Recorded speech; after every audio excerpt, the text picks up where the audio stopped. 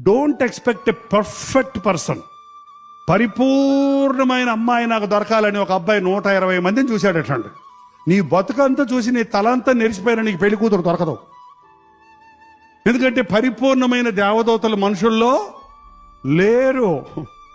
ఏదో ఒక లోపం, ఏదో ఒక కొరత, ఏదో ఒక వ్యత్యాసం, ఏదో ఒకటి నీవు అడిగింది లేకుండా ఉండే పరిస్థితి తప్పకుండా. అందం కంటే గుణం ముఖ్యం. కొందరికి అందమైన ముఖం ఉంటుంది, చండాల హృదయం ఉంటుంది. కొంతమంది చూస్తానికి అంత ఆకర్షణగా ఉండరు, కానీ చాలా చక్కటి వారు. కనీసం వంట వండటం వచ్చా అని అడుగుతారా? ఇప్పుడు అడగరు. జీతం ఎంత, ఇది కావాలి, జీతం ఎంత, ఏం చదివింది, ఏంటేంటో అడుగుతారు. కానీ మీ అమ్మాయి బైబిల్ చదివిందా అని అడుగుతారా? బైబిల్ చదివితే గుణవతిగా ఉంటుంది, బైబిల్ చదివితే జ్ఞానవంతురాలుగా ఉంటుంది, బైబిల్ చదివితే దైవమో కలిగి ఉంటుంది. బైబిల్ చదివిన అమ్మాయి ఏం చదివినా చదవకపోయినా ఒక శ్రేష్టమైన వధువుగా ఉంటుంది. ఒక వ్యక్తి జీవితం పాడవ్వాలన్నా బాగవ్వాలన్నా వివాహం విషయంలో ముడిపడి ఉందండి.